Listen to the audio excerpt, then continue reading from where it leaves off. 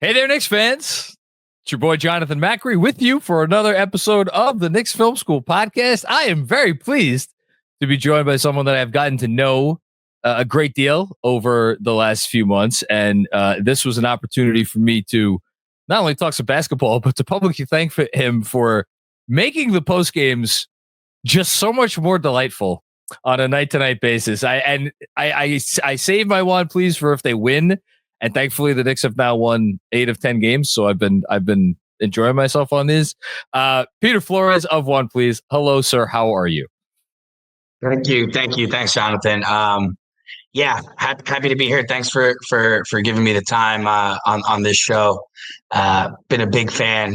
One of the things that I remember is just catching your newsletters at 5:45 in the morning, on my commute when times are good and when times are bad, so I'm glad that times are good right now. And this is when I'm able to jump on the show. Well, we could tell a little bit of the backstory now, like of how we kind of came together, because when you reached out to me, you were just like, hey, I love Knicks Film School. I love the Knicks. I love Knicks Film School. I love the newsletter. Like, I got this thing going on, would you be interested in having a conversation? And so, like, it's always been my dream to get to a place where, like, I'm doing something that like someone like you appreciates, and like it just works out that we're both Knicks fans, and like here we are. It's a cool thing. Yeah. I think what drew us as a brand to your brand and your community was that there's a million different ways to get exposure, right? There's a million different ways to have your brand get awareness, but if I'm gonna really spend time and resources, I wanted it to be with a community that, whether we end up having a long-lasting relationship or not, we're still connected by the team that we love. Yeah. And it's just after that, it's just a little bit of transactions here, transactions there. But the bigger picture is, where does this team go, and do we ever make it to the promised land? Because, if we do make it to the promised land, I don't know how I'm gonna act. You emailed last night because you were at the game, and you emailed and you're like, if they win this, I'm gonna be absolutely belligerent, not belligerent, but you were not gonna hold back. So we're gonna do a drinking game featuring, of course, One Please, but let's talk about the team a little bit, because you were in the arena last night. So I'm curious, how are the vibes being there, seeing what I would describe as the biggest win of the year? Biggest win of the year, our first official test. I think the building felt like we thought we were going to get punched in the face that first quarter. Franz hits the first three. Contavious hits a couple threes in a row, and we're like, okay, this is going to be Celtics opening night again. And I don't know if the team's going to let that happen anymore. I just think that there's a push and pull system with them right now. Yeah, that they're just figuring out where the engine should go, when it should move. And I had my doubts on Jalen Brunson being a manager. Besides, he's got the goods everywhere, right? Can make any play that you need. I felt that now that he has a full roster of players that can do a lot of different things, I was interested in seeing does he have that management acumen, right, over 4 quarters, right? Because whether I think that the quote that Franz had or no, it was Jamal Mosley, was like, you can throw 2 at him, he makes the right pass. Mosley. You put 1 on him, he isolates, he gets you to the middle of the floor, and he's one of the only players. And what I've started seeing is, and I hope that the NBA starts moving there in general, is he doesn't always call for the pick and roll. He doesn't bring that extra defender into it. He likes standing in the middle of the floor, putting you on an island and working off that. What I have loved about him this year, and we were just talking about our ages, which we don't need to say out loud, but we've both been watching this sport for a while, is the truly great. I won't say only point guards, but like they're usually point guards, but it actually doesn't even have to be just point guards, because there's been like shooting guards that have done this. I mean, you could even argue there's been a lot of positions that do this. It's not only can they manage the game, but they know when to call their own number. And again, going back to the Magic game, and it's funny, I didn't talk about this on the post game, and I should have. Happy I get a chance to talk about it now. Early on in the first quarter, when there was that uncertainty, because this was like a one possession game for most of the first quarter, he did call his own number a few times, and it was to like stabilize them, right? And he had a tough midi, and it was like he knew in that moment that's what they needed from him.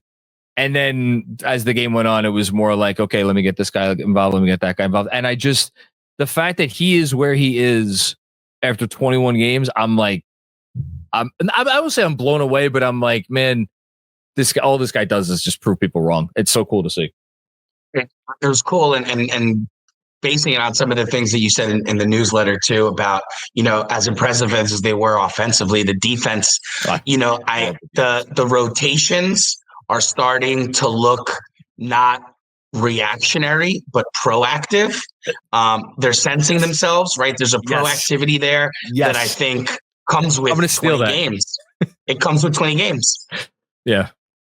Yeah, no, I completely agree. I was going back and rewatching all the defensive possessions today for tomorrow's newsletter, actually.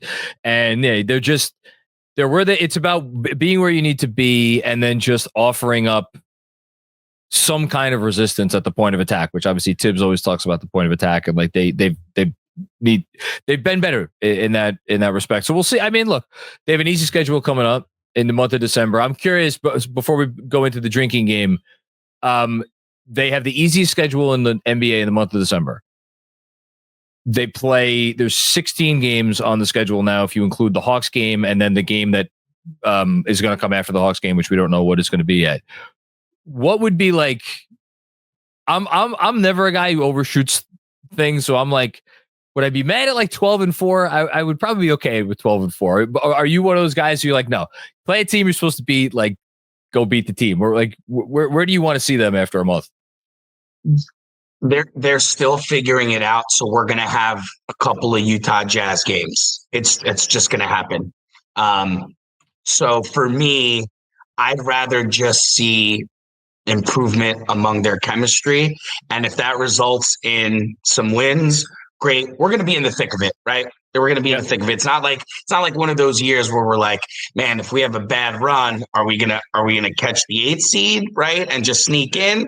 We're going to be in the thick of it. So I'm not putting so much weight, which is new for me. I'm not putting so much weight on the games that we should win and the games that we shouldn't, because with the 3-ball at this point, I can go out there and score 13, if they're blinking. So I'm not going to give it that much. I'm not going to give it that much weight. Not yet, at least. Yeah, no, go out there, keep playing, keep making steady progress, and let the chips fall where they may. Okay, let's. I'm excited to do this because it's been a while since we've done a proper drinking game on this show. We got to call Andrew Claudio up here for assistance because he's the one who's doing the trivia. Hi, Andrew. Hey. Hi, everybody. That was a wonderful. First of all, hi, Peter. I should start here. Hi, Peter. Good to see you. Love the partnership with Juan, please. Thank you. People know if I'm saying something about alcoholic drink that it's delicious, you should know it's a ringing endorsement. That was a wonderful breakdown and a recap of a game that, when people will be listening to this, took place 3 days ago. Yeah, but it was such a big win. Thankfully, the Hornets game that we don't know what happened yet, since we didn't tell you that we're recording this Wednesday night and now airing it days later. Hopefully the Hornets game didn't kill all the vibes that we're talking about, but hopefully the vibes continue throughout the season. They won't kill the vibes because all we want is chemistry. All we want is chemistry. So hopefully we're rooting for chemistry in the game you watched last night against the Charlotte Hornets. Indeed. Yes. Well, we're here, as they mentioned, to do some trivia. We haven't named the trivia game yet. Maybe we'll make this a recurring trivia game that we do. Juan winner. Something with Juan. Juan winner. Who's number one? Juan winner trivia. There you go. One sip at a time. We're here all day. Ooh, I like one sip at a time. One sip at a time, actually. You should start a brand around the word Juan, and then you'll have all the Juan Pons ready to go, Peter. So here's the deal. We have 3 categories with multiple answers in each category. John and Peter each have a Juan Please in front of them. If you'll show it off for the fine folks at home, please do so, gentlemen. Or at least, do you have a can? Okay, you both have cans. Well, no, I already poured mine, so yeah.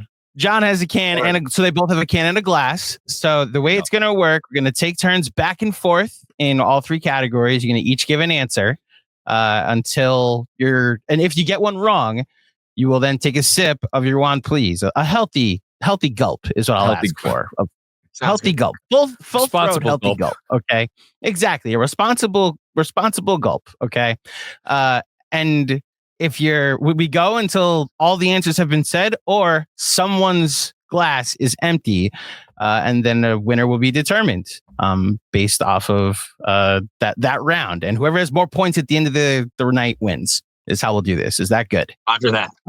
Roger that. Okay. Are you ready for your first category in one sip at a time? Yes. Let's do it.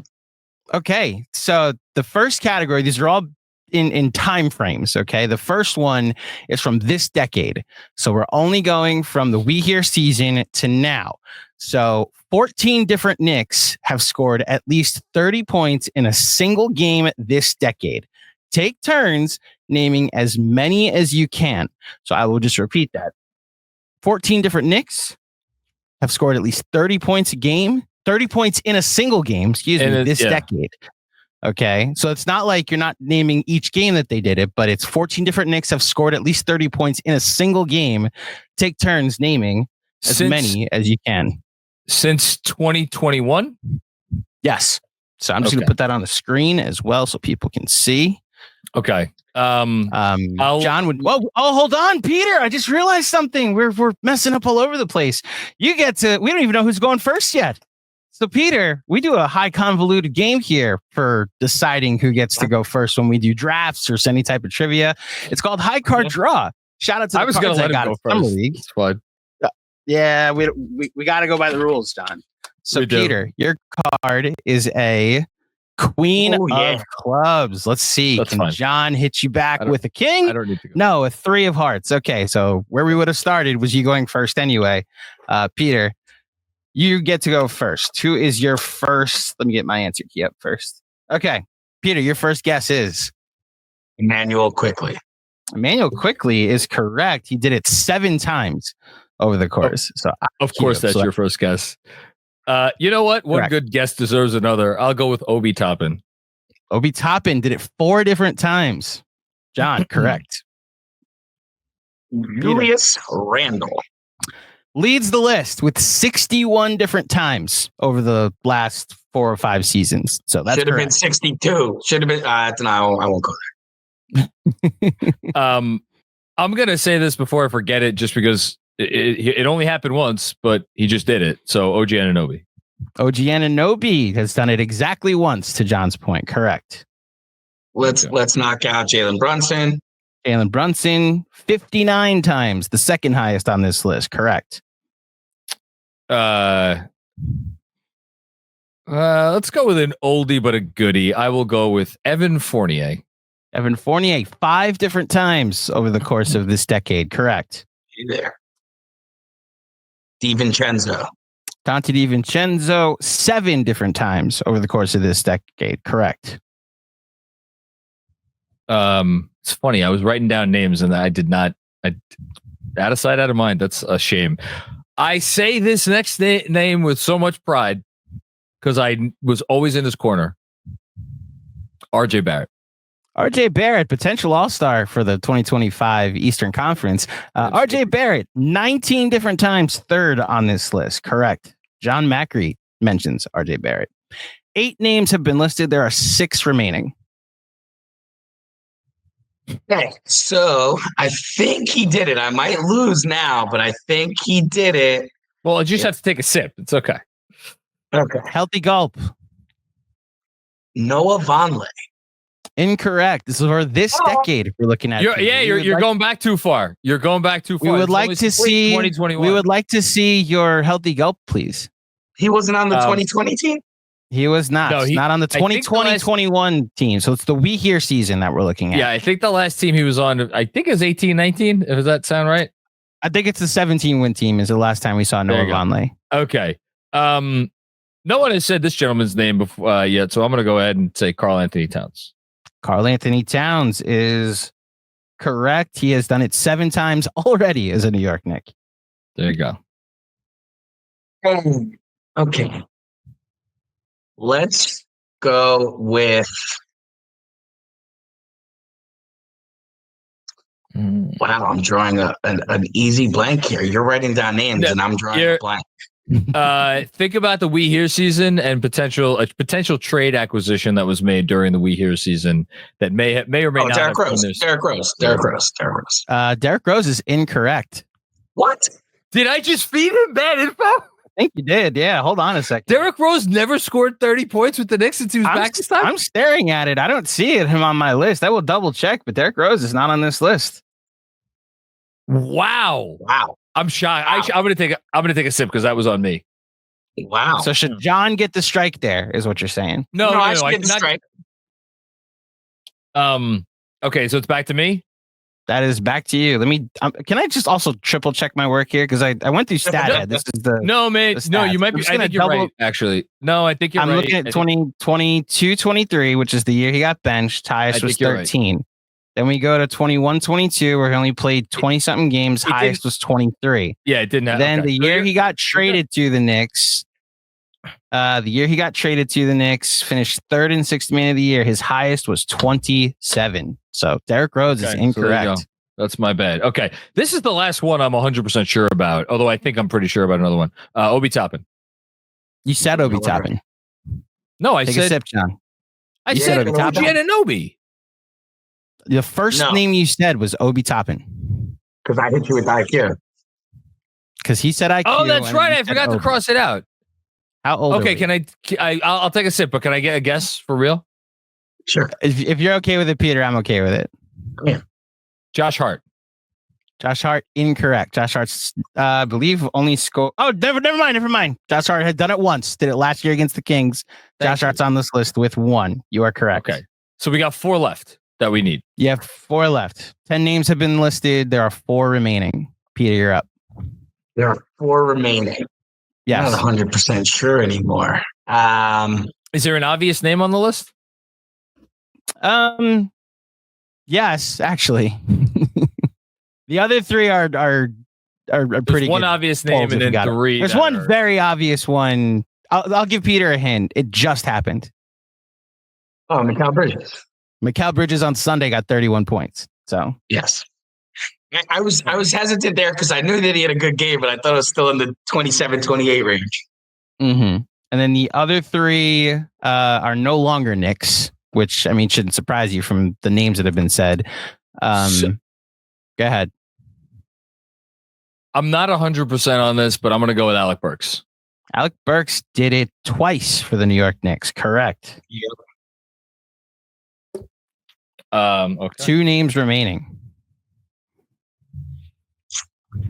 Oh my God! I just thought of an obvious one. Why am I blanking on this guy? So this one, if this is wrong, then I'm gonna just drink the whole rest of my glass. He was only here for 1 year. There are not good memories associated with his time here, even though he is a beloved New York City player. Has a very famous moment in Madison Square Garden, but not necessarily with the Knicks. Necessarily with the Knicks. Yeah, maybe with the college team that he played for. Oh, Kemba Walker. Kemba Walker did it once with the Knicks. Only the one time. 41 points in a basketball game. Against Washington, and then the triple-double was against the Hawks. Okay. It was like a Jeremy Lin game. Everything was going for him. Bingo. Yeah. Had a good week, won player of the week, and then returned to the player that Tibbs wanted to bench. 2 left. No, 1. Hold on. 1 left. There are. Hold on. Brunson, Randall, quickly, Obi. Oh, you're right. No, Kemba was number 13. You're right. 1 left. I'm between 2 names. Both could be wrong.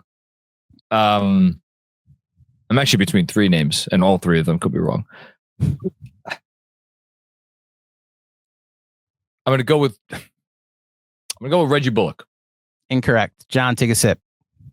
Was going to be my next guess. I'll just get a hint. Alfred Payton never did it. That was another one I was thinking of. I'm going to remove that guess from you, and I'm going to just give a hint to both of you. I call the last week of the season, Peter. I don't know if John remembers this, but I call it LA Fitness Week. This was the other guess.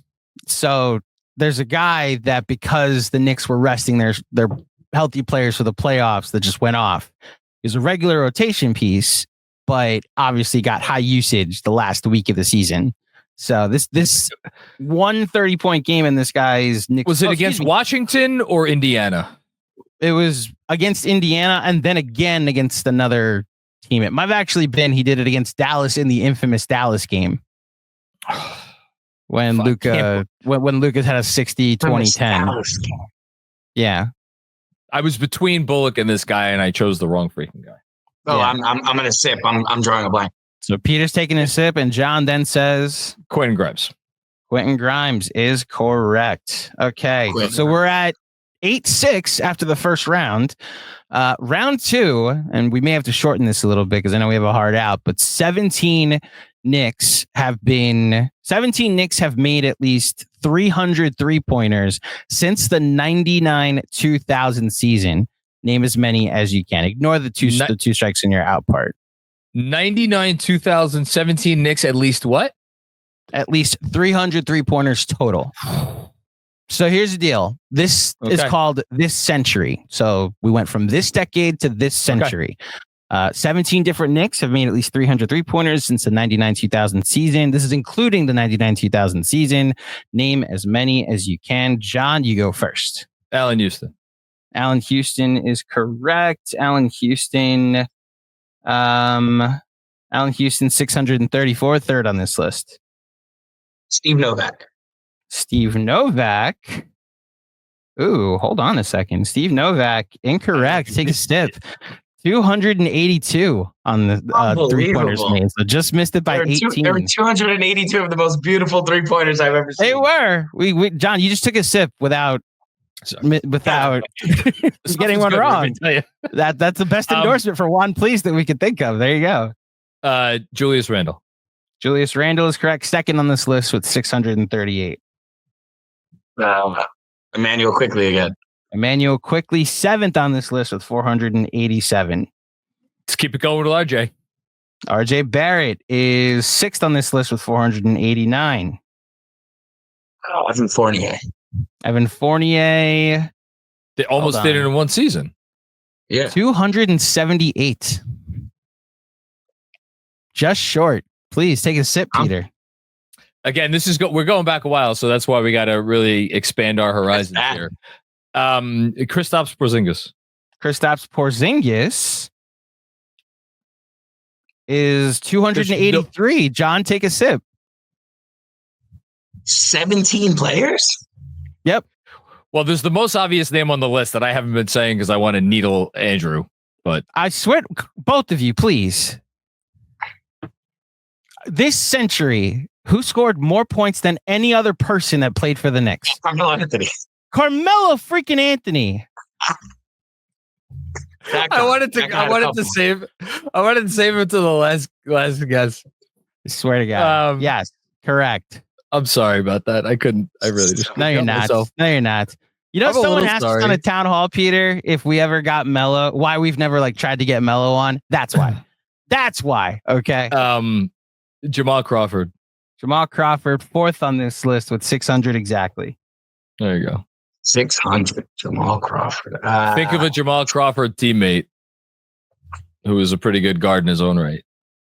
A Jamal Crawford teammate. This is a couple of Jamal Crawford teammates, but one in particular that I'm thinking of. But one. Yeah, he's there.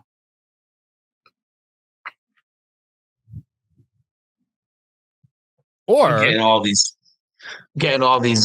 I mean, there's a big current Nick that also hasn't been said yet. Yeah. Jalen Brunson. There you go. Sure, but that's just buying me time. Right, so buy your time, man. Listen, man, I guess KP, and that was wrong. And I thought Fournier was going to be right, too. So that was wrong also. Marbury. Stephon Marbury is correct with 349. He's 14th on this list. Wow, he's lower than I thought he would be. I thought he would be in top 10. What about the early aughts? The aughts here are what's tricky because there were, well, I don't want to say too much, but there were some players who were not necessarily all-time great Knicks, but they were here for a little while. I'm trying to think about the longevity factor too, because not enough threes were being shot at that point for it to be. Yeah, but okay.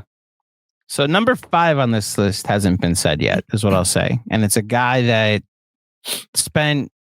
had 2 trips to the Knicks, is what I'll say, after being drafted by the Knicks, and then Tim Hardaway Jr. There you go. Tim Hardaway Jr. Tim Hardaway Jr. 498, 9 more than RJ Barrett. Did not. RJ Barrett, by the way, RJ and Quickly separated by 2, 489 and 487. So you guys have named the top 7. Number 8 and 9 are missing. I didn't think it would be that. All right, we gotta get going here. Nate Robinson. Nate Robinson's correct. Number 9. Okay. Nate Robinson. Okay. I think Peter's at a one, please. So we're about ending anyway. I'm out of one, please. I'm out of my depths right now. Let's get you one more. Let's get you one more right answer. Think about a Knick that. Let's see if we could do this. How about a Knick that made the finals in '99? It's not Sprewell, is it? Latrell Sprewell with 364. I see Latrell having more than Evan Fournier is not computing. I played on the Knicks for a long time. Evan Fournier played like a year and 2 months with the Knicks. You know? Yeah, but he only took 3. I know he only took 3, but like, John, go right ahead if you want to wrap it up with the rapid fire. Grimes. Quentin Grimes, I think, is just short. Okay. That's a lie. Quentin Grimes is on this list. Quentin Grimes is 15. He is on the list. Yes. Bullock. Reggie Bullock. No, I don't think Bullock is on. Number 31 on this list. Excuse me. Exactly 200. Yeah, because he only had the one really big season. There's a lefty. There's got to be a lefty that I'm missing here. No lefties remaining. Is like Howard Isley on here? No. Okay, so there is another Knick from the 99 team, starting point guard. Oh, Charlie Ward. Charlie Ward is 382. There's a 6th man of the year. J.R. Smith, duh. J.R. Smith. J.R. Smith is a duh. There's is Felton on here? Draft. Raymond Felton is not on this list. Number 23 with 243. Shump? Lamont Shumpert is not on this list. Chandler. Where is he? Wilson. No. Wilson Chandler also not number 24, but not on the top list. One of the less. There's only be 3 left. So Nate Robinson is on this list. I gave you Nate. He said that. He said Nate. Oh, he did say. Never mind. I didn't cross that off. So hold on. Quentin Richardson. Oh, I wouldn't have guessed that. Yeah, wouldn't have guessed. You're rich. Wouldn't have guessed that at all. The last 2 on this list, number 16 and 17, Danilo Gallinari. With 301 exactly. And then with exactly 300, Al Harrington. What? Fantastic. He was chucking. That's great. Most of those came in one season. Wow. He averaged 19 points a game that year, whatever it was. 20 points. So in the interest of time, we're just going to wrap here because we have someone has to get to another podcast. Hopefully he's not too buzzed after this. You'll tune into Dexter Henry's show from 2 days ago to find out how John was when he went to that pod. But thank you, Peter. I enjoyed making this game for you. And I enjoy One Please as well. So before we get out of here, a couple things. Next watch party at T Squared Social, where of course you too can enjoy some One Please, is going to be December 21st. Unless there is something that we could do before that, depending on how the Knicks do in the in-season or the NBA Cup, we'll get back to you on that. And then the other thing I want to mention is something that Peter, you just mentioned to us before we started recording, which is that you guys, am I allowed to say, come January, keep an eye out for One Please making inroads? Okay, so if you're a Queens resident or if you're a Brooklyn resident, you could start checking the One Please website. Just Google Drink One Please. It sends you right to the site, and there's a store locator right on there. I used it because I had to go pick up a new supply of One Please recently, which is why I went right over the bridge into Manhattan. But you guys are coming, you guys are in Jersey, you're in Manhattan, you're coming to the boroughs. It's a beautiful thing, man. It's a beautiful thing. It's a beautiful thing. Thanks for having me. Like Jonathan mentioned, we're starting to really grow our footprint, expand, and New York, New Jersey, Knicks fans, find us, and thanks for having us on. Go Knicks! My absolute pleasure. Thank you for introducing me to this drink of the gods, and thanks everybody out there for checking out another episode of the Knicks Film School Podcast. We will be back with more fun and games before you know it. Peace out.